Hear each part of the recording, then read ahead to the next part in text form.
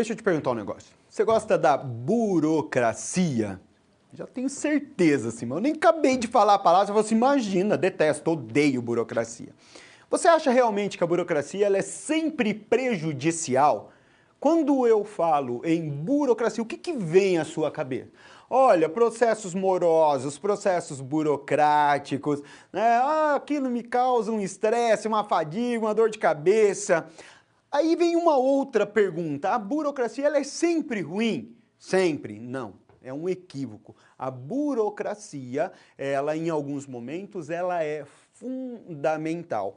Principalmente quando nós trazemos a burocracia para sistematizar a padronização dos meus processos produtivos. Você concorda comigo que padronizar é inferir burocracia a algo? O ruim é a burocracia exacerbada, é aquela burocracia que traz lá a um processo situações que realmente não agregam valor nenhum. Você lida com burocracias aí no seu dia a dia mesmo sem perceber. Eu não, sim. Já experimentou fazer um bolo? Olho lá na receita, né, vou fazer um bolo, vai 200 gramas de farinha. Você pode pôr 300? Pode. Você pode pôr 100? Lá vão ter, fique tranquilo. Teu bolo vai dar certo? Não. Olha, precisa de uma xícara de óleo, eu posso colocar o litro todo? Fica à vontade, meu querido. Fica à vontade, minha querida. Teu bolo vai dar certo? Não. Consequentemente, a padronização de uma receita nada mais é do que inferir a ela uma burocracia. A burocracia, a padronização simplesmente fala o seguinte, olha, deve ser feito dessa forma se você quiser atingir os objetivos propostos para a sua operação produtiva. Eu preciso colocar 10 parafusos para prender essa peça. Posso colocar só 5? Pode. Vai dar problema? Vai. A probabilidade de dar problema aí é enorme, ok? Então é por isso que neste momento o nosso objetivo é lhe apresentar a padronização do processo, a importância dessa padronização, a importância de trazer essa burocracia saudável para a eficiência operacional, para a eficiência da sua produtividade. E quais são algumas ferramentas, algumas técnicas que nós utilizamos para essa padronização? Acompanhe comigo. Olha só, primeiro, quais os benefícios da padronização? Otimização dos processos, otimização das operações. Então eu tenho menos desperdício, eu tenho menos ociosidade de mão de obra, de equipamentos, né, de movimentos desnecessários. Redução dos desperdícios. É para colocar uma xícara de farinha, eu não coloco duas, porque eu sei que é uma só. Eu tenho melhoria da qualidade. Coloquei duas, meu bolo, ficou bom, mas jamais. Ficou aquele... Aqui a gente fala que ele ficou batumado, né? Cai no estômago, parece que cai uma bigorna. E, consequentemente, se eu tenho otimização de operação, se eu tenho redução de desperdício, eu tenho produtos de melhor qualidade, consequentemente, eu também consigo ter um menor custo operacional. Ok? E quanto às ferramentas, os métodos de padronização? Então, por exemplo, um dos métodos de padronização, e esse nós já estamos bem mais acostumados, nós só não lemos, né? Fala a verdade, qual foi a última vez na vida que você leu o manual de alguma coisa? Mas jamais! Pode ser... eu comprei uma granada, ela veio com manual, mas eu vou tentar mexer nela sozinho. Né? Eu acho engraçado, nós compramos produtos lá, 4, 5 mil reais, veio com o manual, a gente não sabe nem onde tá. Né? Eu vou apertando o botão lá que uma hora vai dar certo, pode ficar tranquilo. Eles existem? Existem. A gente lê? Não. Né? É por isso que de vez em quando dá uns problemas sérios, mas os manuais de procedimento, o manual de conduta é uma forma de padronização, é uma forma de burocracia saudável, é o que acontece com o uniforme dentro da empresa. Então você olha o colaborador com aquele uniforme e você já entende que ele faz parte da empresa. Olha, tem alguém andando, zanzando lá na empresa sem uniforme, opa, essa pessoa aqui é um estranho. Por que ela está acessando departamentos que ela não deveria? Né? Então, essa padronização, esses manuais de conduta, manuais de procedimento, né, os manuais de controle de qualidade, são algumas ferramentas que são utilizadas para inferir aquele processo, aquela empresa, aquele determinado departamento, um processo de padronização. Dando continuidade aqui nas nossas ferramentas, um outro método de padronização é o que nós chamamos de folha de processo. A folha de processo, quanto mais criteriosa, quanto mais detalhada, melhor. Tá? Então, olha aqui, ó, tanto que o modelo que eu trouxe, ó, começo, né? Caminha até o carrinho do supermercado. O supermercado, só para você entender, quando nós falamos de gestão da produção, imagine que lá na sua linha de produção você tem um estoque de produtos. Eu tenho uma quantidade de insumos que está alocada ali perto da linha. Aquilo ali nós chamamos de supermercado, ou seja, são produtos que estão dispostos temporariamente, né, que são constantemente renovados, para que você possa dar continuidade ao processo de operacionalização produtiva. Então, quando eu falo supermercado, vem na cabeça lá um mercado onde tem sabão em pó, laranja, pipoca. Estou falando de um ambiente dentro da empresa. O armazém, o estoque da empresa também pode ser considerado o supermercado, ok? Então, voltando aqui à nossa folha de processo, pegue a prancha no carrinho de supermercado de 4 camadas, coloque lá no tique 1, e ou seja, eu tenho aqui todas as funções até que eu chegue ao final. E essa folha de processo, ela ainda traz o desenho de como essas informações, como esses procedimentos devem ocorrer. Olha, eu olhando aqui, isso daqui representa um colaborador. Eu sei que aqui, ó, serão utilizadas as duas mãos. Olha aqui, ó, é que L, né?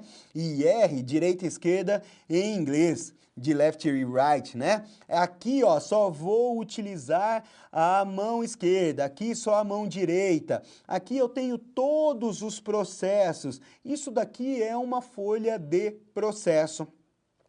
Quais informações, Edmarcos, deve constar em uma folha de processo? Todas que forem necessárias. Há um tempo atrás eu vi uma folha de processo de montagem de um fogão. Era uma folha de processo antiga, né? Hoje essa montagem ela já está quase toda mecanizada, mas nessa folha de processo falava o seguinte, olha, você deve pegar a chave tal, de tal medida, encaixar no parafuso, e como tinha que dar pressão, né, e na época nem existia torquímetro ainda, você deve girar essa chave por 6 vezes, fazer a meia-lua 6 vezes. Olha a quantidade de detalhes dessa folha de processo. Ah, mas eu não monto fogão, mas você já montou o Lego. O Lego tem uma das folhas de processos mais criteriosas que eu já conheci assim ao longo da minha vida. Primeiro que é o maior processo de capabilidade que eu conheço. Você comprar uma peça da Lego aqui no Brasil e outra do outro lado do mundo, elas vão se encaixar perfeitamente. Isso é falta de variabilidade no processo, que é ótimo.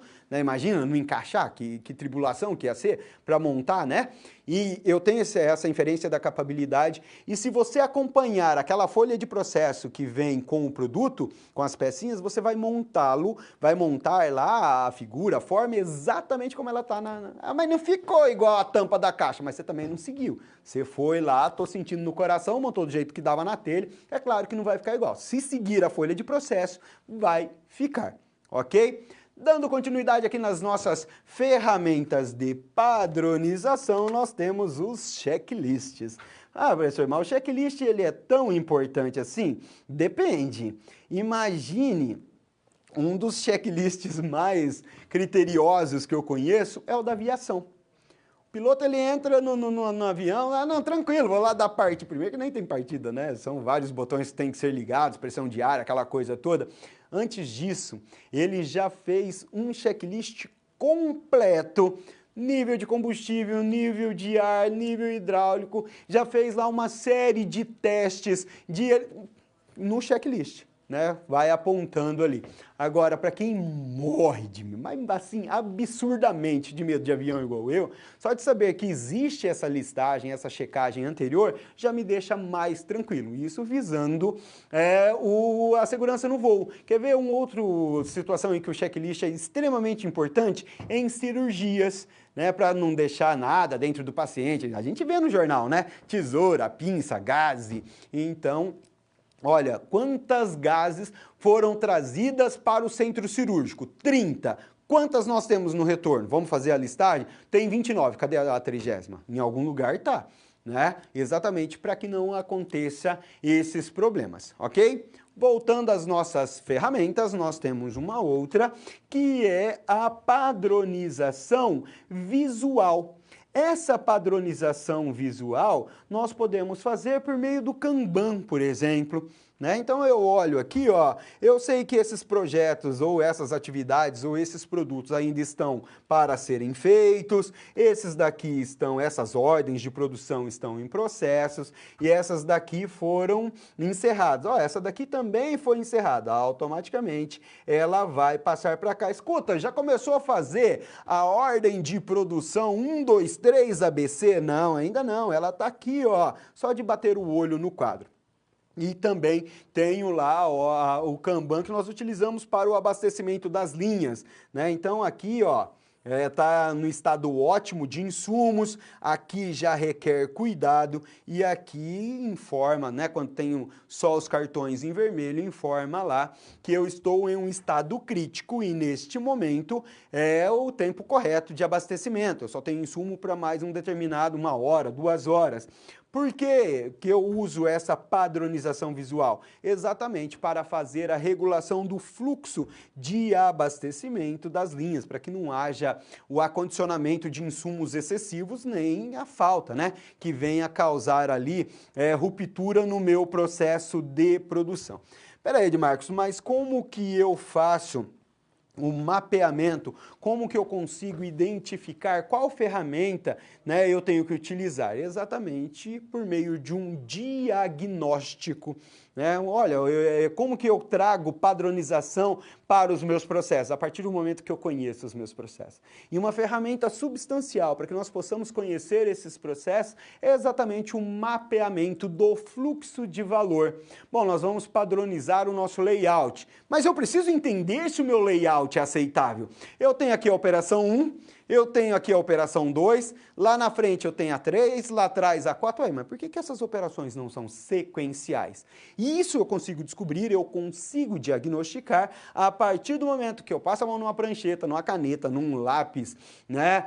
E saio fazendo esse mapeamento. A partir do momento que eu diagnostiquei e apontei oportunidades de padronização, e aí sim eu faço a implementação desse sistema.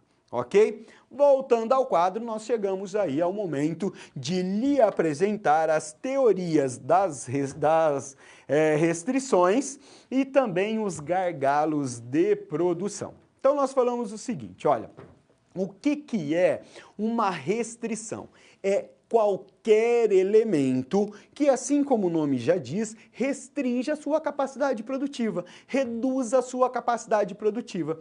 Então eu posso falar o seguinte, olha, eu tenho capacidade de produção reduzida por conta da minha mão de obra, por conta do meu pouco capital financeiro, da indisponibilidade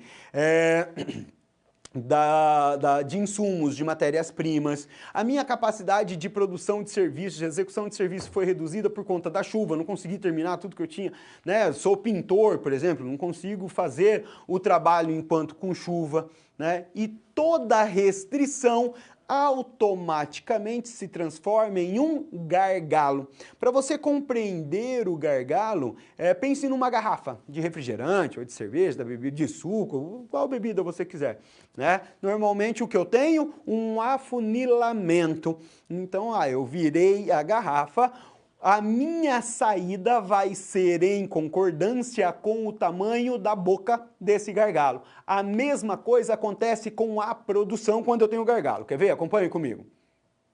Olha só, eu trouxe como exemplo aqui o seguinte, aqui na operação 1, eu tenho uma capacidade de beneficiamento de 100 quilos por dia. Aqui na operação 2, eu já tenho uma capacidade de 300 quilos por dia. Você fala, olha que maravilha! Mas aqui na operação 3, eu tenho uma capacidade de apenas 50 quilos por dia. Ao final do dia, qual vai ser a minha produção efetiva? Você olhando para essas três operações. Disse há pouco para você, o gargalo é quem dita o fluxo de produção. É ele que vai determinar a capacidade de produção. Isso significa afirmar que ao final desse dia eu vou ter apenas 50 quilos produzidos. Ah não, mas aqui na operação 1 saiu 100 quilos, a operação 2 beneficiou, porque ela também tem capacidade, a dela é de 300. O máximo que eu fiz foi criar uma fila de espera de 50 quilos aqui antes da operação 3, porque a operação 3 não tem capacidade de beneficiamento. Ou seja, ao final do dia, apenas 50 quilos. Se na operação 3 ela só tivesse capacidade de beneficiamento de 10 quilos, qual era a minha produção no final do dia? Mesmo que as máquinas anteriores fossem de 1 tonelada, ao final do dia eu teria produzido apenas 10 quilos. É por isso que nós falamos que é o gargalo quem dita a quantidade a ser produzida dentro de uma empresa. Qual que é a nossa função? Eliminar ou ajustar esses gargalos.